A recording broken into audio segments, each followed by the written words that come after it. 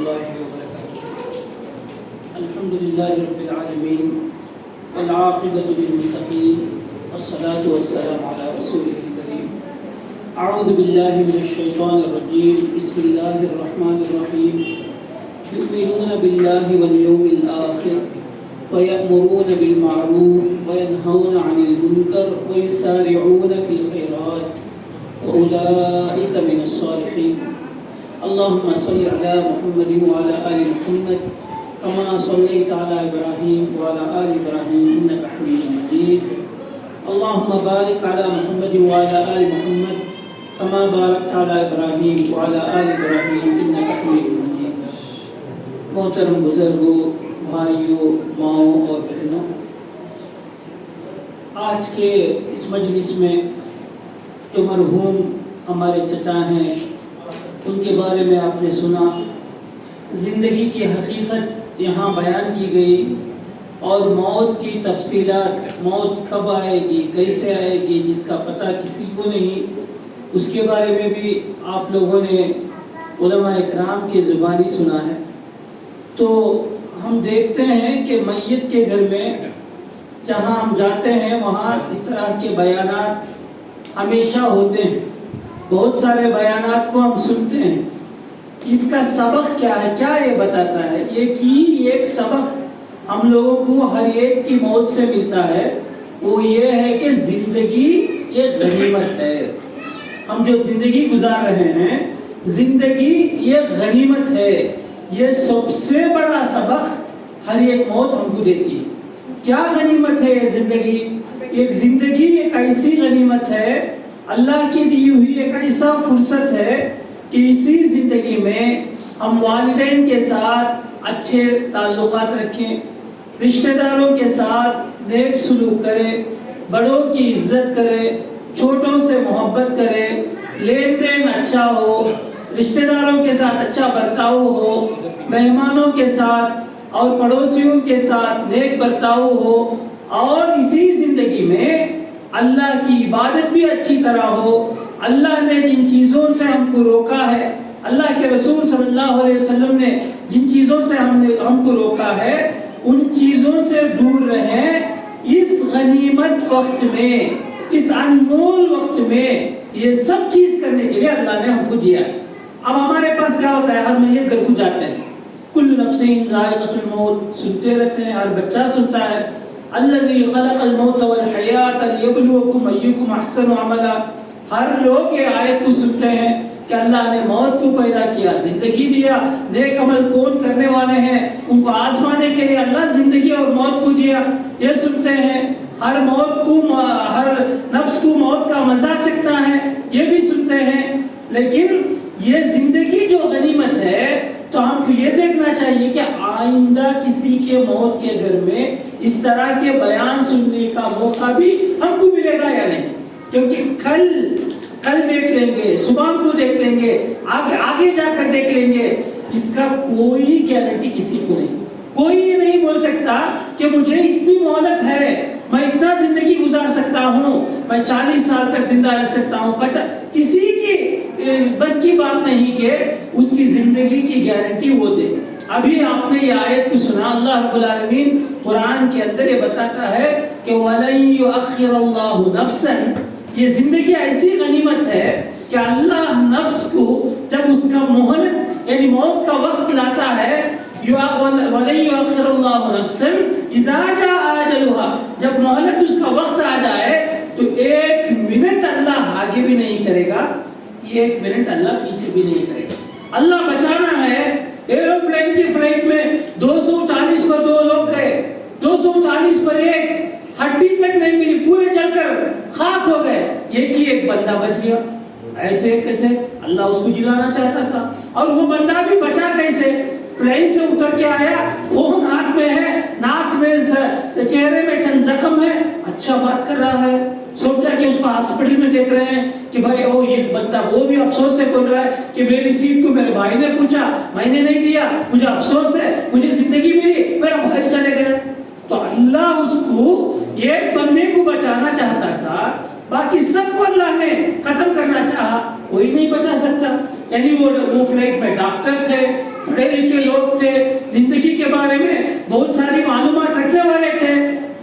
کسی کو نہیں بچا. موت آ گئی, ختم, سب چلے گئے. اور وہ بھی وہ پلین کا چلانے والا کون تھا؟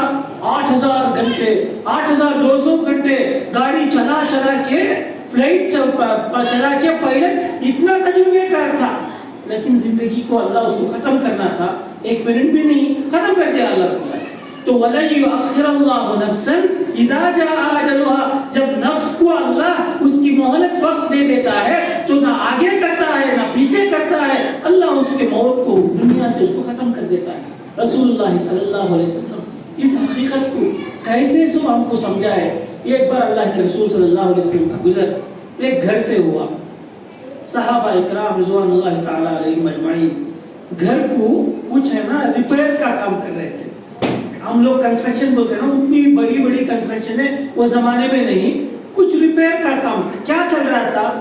بھانسے کو رکھ کے پتے کا گھر بنتے ہیں نا ہم لوگ, تو اس طرح پتے کا گھر بناتے تھے. اس زمانے میں کھجور کے پتے کو رکھ کر گھر بنایا کرتے تھے.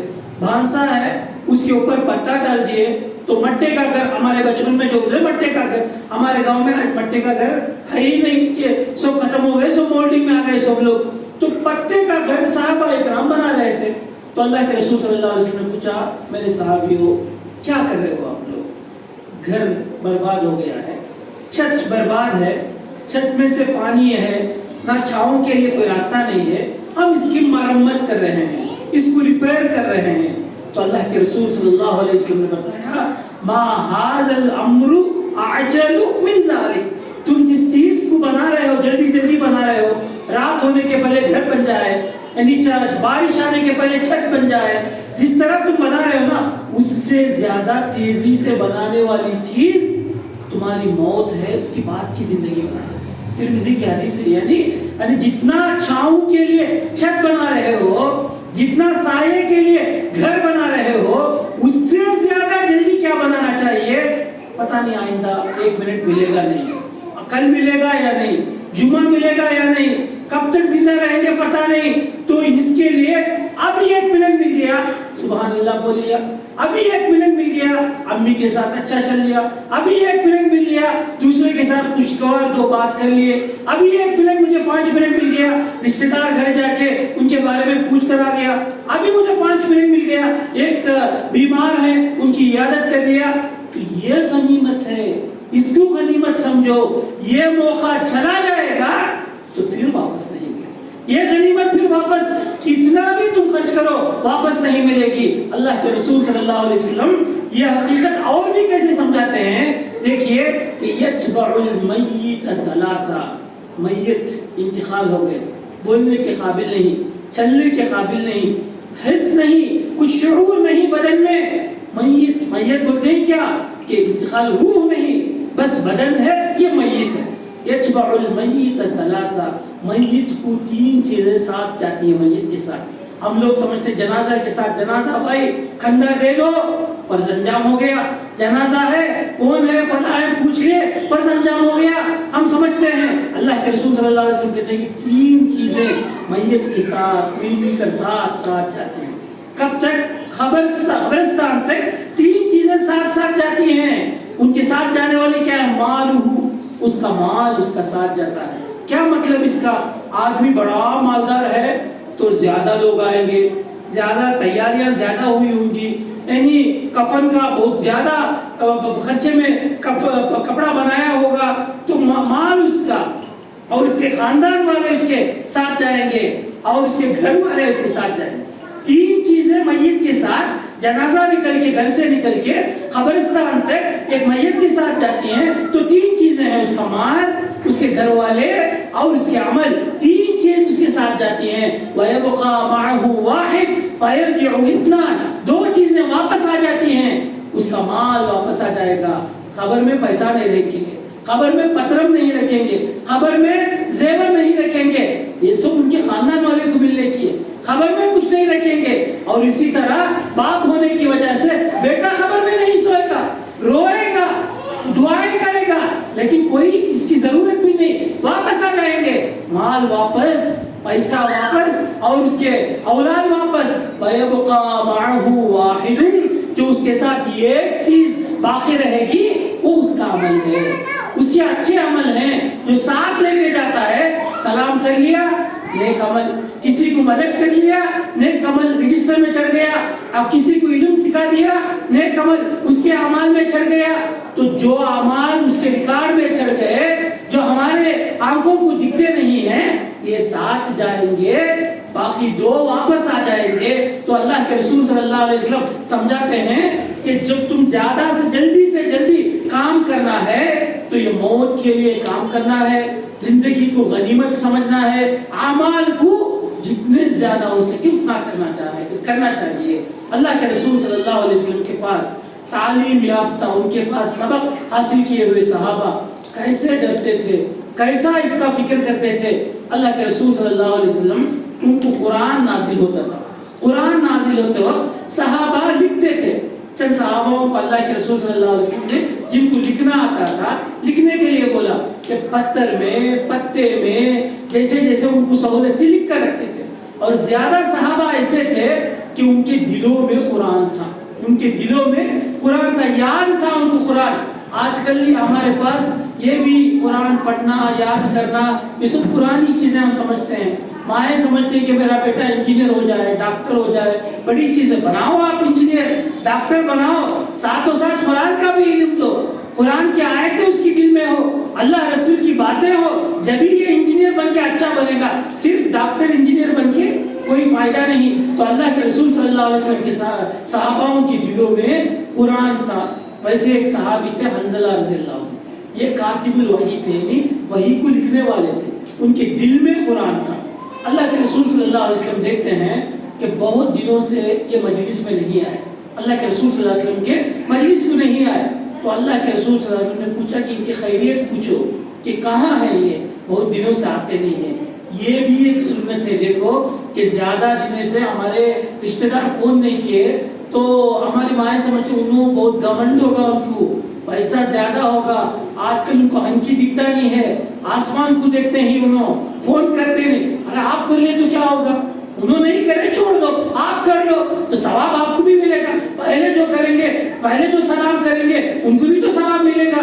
تو ہم لوگ ہمیشہ دوسروں کے بارے میں سوچتے ہیں. تو اللہ کے رسول صلی اللہ علیہ وسلم یہ نہیں دیکھے کہ ہمیشہ مجلس کو آنے والے ایک آدمی کیوں نہیں آئے تو ان کو ثواب نہیں ملے گا, نہیں آئے تو ان کو کمی ہے, مجھے کیا ہے. نہیں, اللہ کے رسول صلی اللہ علیہ وسلم ان کے بارے میں پوچھتے ہیں کہ کیا ہوا, جاؤ یہ کیوں نہیں آ رہے ہیں. دیکھو سیدھا گئے, ایک صحابی ان کے گھر میں گئے, دیکھیے کہ حنظلہ رو رہے ہیں, سر نیچے ڈالے ہیں, رو رہے ہیں, آنکھوں سے پانی بہ رہا ہے, رو رہے ہیں.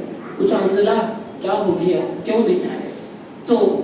تو پہلے ابو بکر رضی اللہ عنہ سے ملتے ہیں, ملنے کے ساتھ سلام کرتے ہیں, السلام علیکم. وعلیکم السلام. حنظلہ کیسے ہو تم, پوچھتے ہیں. تو حنظلہ رضی اللہ عنہ جواب دیتے ہیں نافق. حنظلہ منافق بن گیا. استغفر اللہ, کتنی بڑی چیز ہے یہ. منافق کیا ہے, مسلمان رہتے ہوئے کافر کے جیسا, یعنی کافر رہتے ہوئے مسلمان جیسا ایکٹ کرنا, ایکٹنگ کرنا, دل میں ایک زبان میں ایک دگلا پر, یہ منافقت ہے. یہ اللہ کو پسند نہیں ہے. اس طرح کا ایمان اللہ کو پسند نہیں ہے. جو دل میں ہے وہ زبان میں ہونا چاہیے, ایمان میں پختہ رہنا چاہیے. تو بولتے ہیں کہ منافق ہو گیا حنظلہ. سبحان اللہ, ایسے ہی بولے ابو بکر رضی اللہ عنہ, سبحان اللہ, اللہ پاک ہے.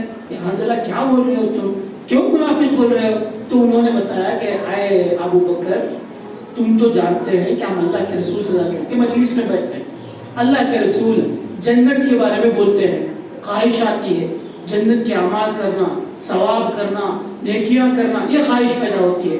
جہنم کے بارے میں بولتے ہیں تو جہنم کے بارے میں بولنے کے ساتھ دل میں ڈر پیدا ہوتا ہے, رونا آتا ہے, اور سمجھنے جہنم سے دور رہنا. یہ کیفیت ان کی مجلس میں ہوتی ہے.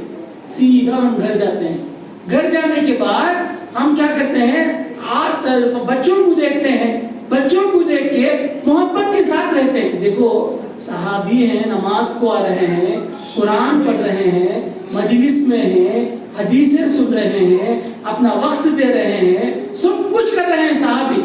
تھوڑا وقت گھر میں جا کے بچے کے ساتھ کھیلنا, اس کو سمجھ رہے ہیں کہ یہ میں دین سے دوری ہو رہا ہوں. ہمارے گھر میں تو ہمارے بچے پورے یوٹیوب میں گانے سن رہے ہیں, اللہ بچائے. ہمارے گھر میں تو بڑے بڑے اسکرینیں لگ گئی ہیں, ابھی ساؤنڈ سسٹم لگ گیا گانے سننے کے لیے.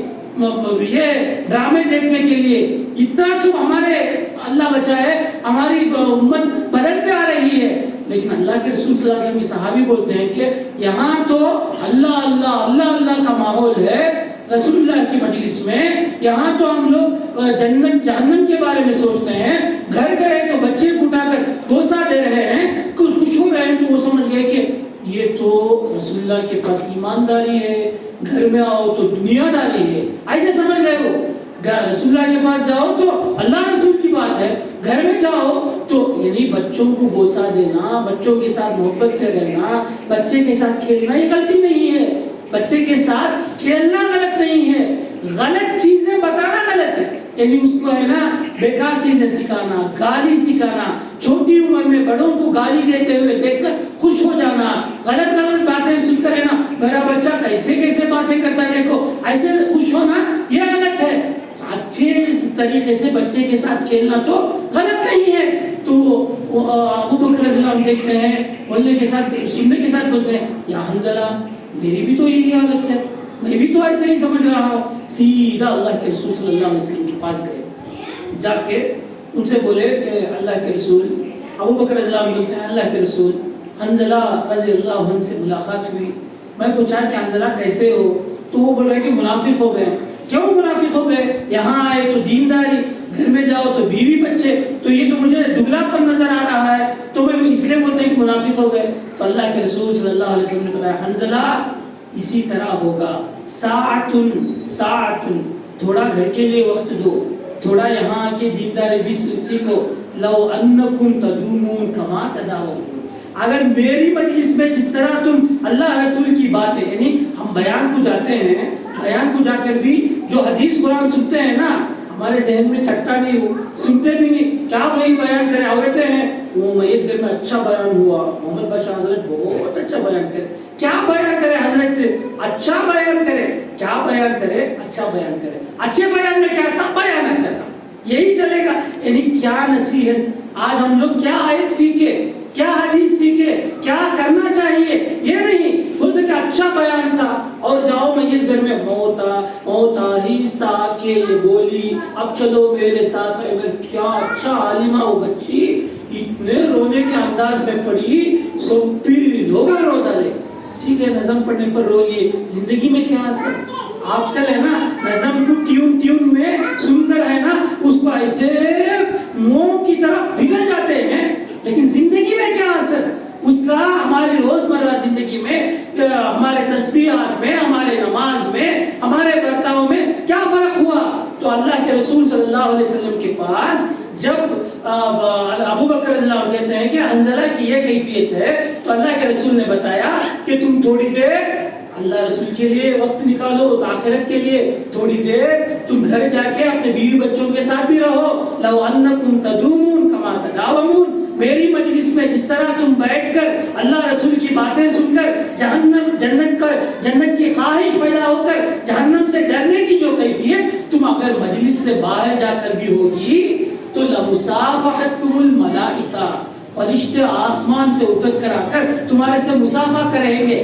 شاباش, کیا بھائی ہمارا کام تمہیں کرتے ہیں, ہمیں عبادت, ہمیں اللہ کی بندگی کا گزار لکھیں, ہمیں غلط نہیں کرتے, ہمارا کام تمہیں کرتے ہیں نا بول کر تعریف کر کر تمہارا مصافحہ کریں گے. لیکن اس طرح نہیں ہو سکتا. حنظلہ اللہ کے رسول کے لیے جتنا وقت تم دیتے ہو تھوڑا گھر کے لیے بھی دو.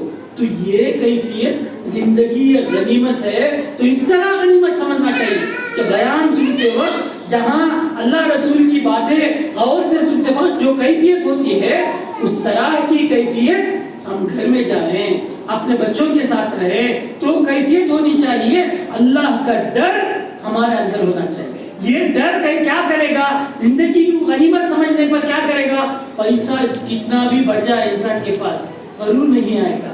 اس کے پاس ہے نا وہ اپنے اسٹیٹس, اپنا عزت, اپنا مقام نہیں دیکھے گا. یہی ابو بکر رضی اللہ عنہ کے بارے میں ایک حدیث ہے جس کو کہہ کر میں اپنی بات کو ختم کروں گا. ابو بکر رضی اللہ عنہ, ان کے رشتے میں ایک تھے مصطح, ان کو ابو بکر رضی اللہ عنہ ہمیشہ پیسہ دے کر مدد کرتے تھے. غریب تھے مصطح, ان کو ہے نا پیسہ دیتے تھے, ان کے خاندان کے لیے ہے نا مدد کرتے تھے. مصطح نے کیا کیا کہ ابو بکر رضی اللہ عنہ کی بیٹی عائشہ رضی اللہ عنہا پر ایک تہمت باندھی گئی، ایک الزام لگایا گیا. وہ الزام لگانے والوں میں ایک آدمی مستاح بھی تھے. انہوں نے بھی الزام لگایا کہ استغفر اللہ عائشہ رضی اللہ عنہ غلطی کر کے بول کر تہمت لگائی. ہر انسان کی طرح ابو بکر رضی اللہ عنہ کو بھی غصہ آ گیا. یعنی جب اللہ نے آیتیں اتاری کہ عائشہ رضی اللہ عنہ نے کچھ غلطی نہیں کی، وہ پاک ہیں، وہ امہات المومنین میں سے ہیں، انہوں نے کوئی غلطی نہیں کی، تو اللہ نے جب سرٹیفکیٹ دے دیا تو ابو بکر رضی اللہ عنہ کو غصہ آ گیا. انسانی فطرت غصہ آ گیا. بولے کہ مستاح کو میں اتنی مدد کر رہا ہوں، ما انفق مستاح ابدا، اس کے بعد میں کبھی مستاح کو خرچ نہیں کروں، پیسہ نہیں دوں گا. کیوں؟ میری بیٹی پر الزام لگایا. یعنی کھانے کے پلیٹ میں میخ مارنا بولتے ہیں نا، اس طرح جس کے پاس سے پیسہ لے کے کھا رہے ہیں انہی کی بیٹی کے بارے میں غلط الزام لگانا کتنی بری چیز ہے. یعنی ان کے بارے میں الزام لگانا جس کے پاس پیسے نہیں، معمولی بھی کسی کے بارے میں الزام لگانا غلط ہے، اور ان کے پاس مدد لے کر الزام لگانا وہ کتنا بڑا غلط ہے. تو اس لیے بولے کہ میں کبھی مستاح کو مدد ہی نہیں کروں گا. اللہ رب العالمین سورۃ النور کی آیت اتارا، وَلَا يَأْتَلِ أُولُو الْفَضْلِ مِنْكُمْ وَالسَّعَةِ أَنْ يُؤْتُوا أُولِي الْقُرْبَى. اللہ نے جس تمہارے میں سے جس کو اللہ نے اپنا فضل دیا ہے، یعنی اللہ نے جس کو مال دیا ہے، وہ یہ نہ کہے کہ میں اللہ کی قسم کبھی میں پیسہ نہیں اللہ کے راستے میں خرچ نہیں کروں، ایسا نہ بتائے. وَلْيَعْفُوا، مستاح نے غلطی کیا ہے، وَلْيَعْفُوا تم معاف کرو، وَلْيَصْفَحُوا تم درگزر کر دو، چھوڑ دو اس کو، انہوں نے جو کہی اس کو تم معاف کر دو. أَلَا تُحِبُّونَ أَن يَغْفِرَ اللَّهُ لَكُمْ، اللہ تمہیں معاف کر دے، یا کہ یہ تم پسند نہیں کرو گے؟ معاف کرنے والا اللہ ہے، تو تم نے بھی غلطی کر رہے ہو کہ تمہاری غلطیاں اللہ معاف کر دے، کیا تم پسند نہیں کرو گے؟ تو اس لیے اگر اللہ تمہاری غلطی معاف کرنا ہے تو لوگوں کی غلطیوں کو معاف کرو. انسان ہے، بول دیتا ہے شیطان کے بہکاوے میں آ کر معاف کر دو. آیت اترنے کے بعد ابو بکر رضی اللہ بیٹی کی عزت، اپنا پیسہ، خود کمایا ہوا پیسہ، بیٹی کی عزت اتنا سب کر کے وہ ان کو دے رہے ہیں. اللہ کا فرمان ہے معاف کر دو، بھائی چھوڑ دو ان کو، اللہ تمہیں معاف کرے گا. تو یہ ابو بکر رضی اللہ کیا عمل میں کیا کم کرتے تھے، عبادت میں کیا کمی تھی. جنت کے 8 دروازے ہیں، اگر 8 دروازے میں کوئی ایک آدمی 8 دروازے سے بلایا جائے، ان میں سے ابو بکر میں چاہتا ہوں کہ تم ایک رہو گے. اللہ کے رسول صلی اللہ علیہ وسلم کا فرمان ہے کہ امتی میں 8 دروازوں میں سے کوئی نہیں بلایا جائے گا. صرف ابو بکر رضی اللہ عنہ کو اللہ یہ ہے نا یہ خصوصیت دیا ہے کہ 8 دروازوں میں سے، نماز کے دروازے سے، صدقے کے دروازے سے، روزے کے دروازے سے، باب الریان سے، سب سے بلائے جائیں گے. وہ ابو بکر رضی اللہ عنہ ہیں. اتنا عمل کرنے کے باوجود بھی، اپنی بیٹی کے اوپر اتنا بڑا الزام لگنے کے باوجود بھی اللہ کا فرمان ہے، زندگی کو غنیمت سمجھ رہے ہیں. موقع ایک ہی ہے، خرچ کرنے کے لیے ایک ہی اللہ موقع دیا ہے. درگزر کرو، معاف کر دو، مستاح کو پہلے کی طرح مدد کرتے جاؤ، اور اللہ کے پاس ثواب حاصل کرنے کے لیے اپنی عزت بڑی نہیں، اپنا وقار بڑا نہیں، اللہ کے پاس ہم نام کمانا، اس کے پاس ہے نا ثواب حاصل کرنا ہی بڑی چیز ہے. معاف کر کے، درگزر کر کے ابو بکر رضی اللہ عنہ زندگی، یہ اس طرح انسان زندگی کو غنیمت جان کر اپنی سب چیزوں کو چھوڑ کر کہ اللہ نے جو موقع دیا ہے اس کے لیے گزارے. یہی اللہ کہتا ہے یا ایھا الذین آمنوا، اے ایمان والو، اتقوا اللہ، اللہ کو ڈر لو، ولتنظر نفس ما قدمت لغد، غد کل کے لیے. صبح کو دیکھ لیں گے، کل بنا لیں گے، آئندہ سال دیکھ لیں گے، آئندہ بقرعید میں اور زبردست منائیں گے، رمضان میں ایسے ایسے ڈریس لیں گے، کل کل کل دوسری پلاننگ کل. اللہ بولتا ہے کہ ایمان والو اللہ سے ڈرو، ہر ایک نفس یہ دیکھ لے کل کے لیے کیا تیار رکھا ہے. کل کیا ہے؟ موت ہی کل ہے. موت کی بعد کی زندگی ہی کل ہے، یعنی قیامت کے لیے تم نے کیا تیار کر رکھا ہے. وَلْتَنْظُرْ نَفْسٌ مَا قَدَّمَتْ لِغَدٍ، قیامت کے لیے تم نے کیا تیار کر کے رکھا ہے اس کو تم دیکھ لیں. وَاتَّقُوا اللَّهَ، اللہ سے ڈر لو کہ اللہ کہتا ہے کہ ان اللہ خبیر بما تعملون، جو تم دیکھ کر رہے ہو اللہ اس کے بارے میں جاننے والا ہے. تو اس کل کے لیے آج کی اس زندگی کو، اس مہلت کو جتنا موقع ہے، جتنا غنیمت ہے، وہ غنیمت جان کر ایک منٹ بھی برباد کیے بغیر جتنا ہو سکے یہ قیامت کے لیے، یہ دنیا کی کھیتی کو قیامت کے لیے، وہاں پر جنت پانے کے لیے اس کھیتی میں ہم کام کرنے کے لیے تیار ہو جائے، کیونکہ اس کے بعد کی زندگی قبر کی زندگی ہے۔ قبر کی زندگی میں ہم لوگ کو اللہ عمل کرنے کا موقع نہیں دے گا، بلکہ دنیا میں ہی یہ موقع دے گا، تو غنیمت جانے۔ اور ایک چیز میں آپ کو یہ بتانا چاہتا ہوں کہ اس طرح کی مجلس میں مائیں زیادہ آتی ہیں تو ان کے لیے، اور مرد بھی آتے ہیں، تو ایسے وقت میں کیا کریں کہ انسان انتقال ہو جاتا ہے، انسان زندہ ہے، نماز پڑھے گا ثواب ملے گا، روزہ رکھے گا ثواب ملے گا، قرآن پڑھے گا ثواب ملے گا۔ موت ہو گیا، موت کے بعد کیا ملے گا اس کو؟ کون سا ثواب ملے گا؟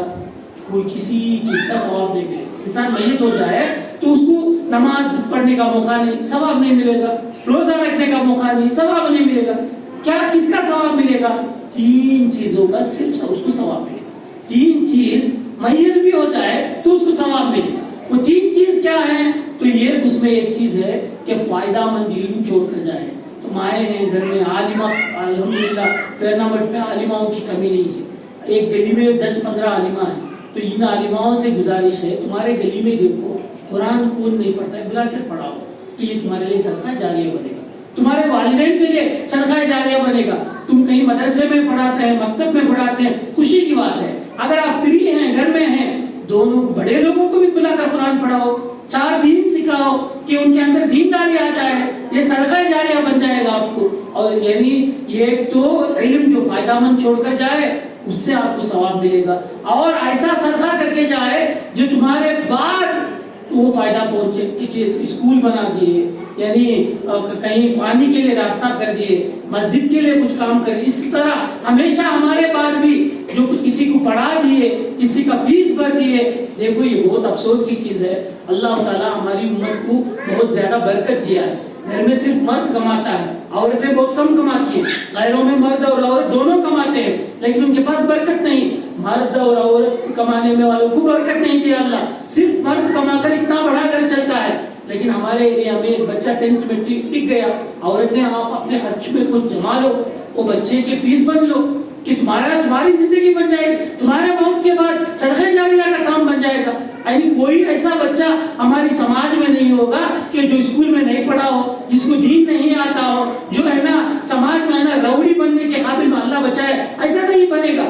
کچھ نہ کچھ وہ پڑھ کر سیکھ کر آگے بڑھنے کے قابل بن جائے گا۔ لیکن مائیں اور بہنیں ہیں نا زیادہ خیال یہ دیکھتی ہیں کہ یہ مہینہ کتنی شادی ہے، کتنا سلامی رکھنا، کیا کیا لے جانا، اس کے بارے میں بہت غور و فکر ہے۔ بعد کی سلامی رکھنے پر صدقہ جاریہ نہیں ملے گا ہم لوگوں کو کہ آپ سچار کے سامنے زیادہ رکھ دیے، تھوڑا اللہ کے راہ میں خرچ کرنے کے لیے بھی آپ اپنے خبر والی زندگی کے لیے بھی تیار کر لو۔ اور ایک چیز سب سے اہم چیز ہے، اپنے بچوں کو دیندار بنا کر جاؤ، صالح۔ اللہ کے رسول صلی اللہ علیہ وسلم یہ نہیں بتائے کہ تمہارا بندہ تمہارا بچہ تمہارے لیے دعا کرے اللہ تمہیں معاف کرے گا، نہیں، رجل ولد صالح، صالح لڑکا ہو کر دعا کرے، صالح بچہ ہی دعا کرے گا۔ بچہ صالح نہیں ہے تو دعا نہیں کرے گا، صالح بچہ جب دعا کرے تو اللہ تمہاری مغفرت کرے گا۔ صالح بچہ کون ہوگا؟ وہی جو آیت میں پہلے تلاوت کی، یؤمنون باللہ، اللہ پر ایمان رکھنے والے، ویأمرون بالمعروف، یؤمنون باللہ والیوم الآخر، اللہ پر آخرت پر ایمان رکھنے والے، نیکیوں کا حکم دینے والے، برائیوں سے روکنے والے، نیکیوں کے کام میں آگے بڑھنے والے، ویسارعون فی الخیرات واولئک من الصالحین، یہی صالح ہیں۔ ایسے صفات کے ساتھ اپنے بچوں کو ہم تربیت دے کر جائیں گے تو یہ بچے دعا کریں گے تو اللہ ہماری مغفرت کر دے گا۔ ایسے نہیں میرا بچہ بہت صالح بچہ، کیا صالح بچہ، گھر میں اف تک بولتا نہیں، باہر جا کر دیکھ باہر کی دنیا میں پوری شرط، نہیں کبھی بھی میرا بچہ معصوم بچہ ایسا نہیں کرے گا۔ ایسے بول بول کر اس کے اندر دینداری ہی نہیں، ایسے پالتے ہیں ہم لوگ۔ تو اس طرح چھوڑ کر ایسے مجلسوں سے یہ 2 سبق سیکھیں کہ زندگی ایک غنیمت ہے، اور ہمارے بعد والی زندگی کے لیے صدقہ جاریہ والے عمل کرنے کے لیے ہم ہمیشہ تیار رہیں۔ اللہ رب العالمین ہمارے تمام مرحومین کی مغفرت فرمائے، ان کے قبر کی زندگیوں میں آسانیاں پیدا کرے، اور جو بھی اس دنیا سے چھوڑ کر چلے گئے ہیں اللہ رب العالمین ان کے ہر اعمال کو قبول کر کر ان کی بعد والی زندگی کے لیے اللہ رب العالمین راحت و اطمینان دے. ربنا اغفر لنا ولإخواننا الذين سبقونا بالإيمان ولا تجعل في قلوبنا غلا للذين آمنوا ربنا إنك رؤوف رحيم. وآخر دعوانا الحمد لله رب العالمين. السلام عليكم.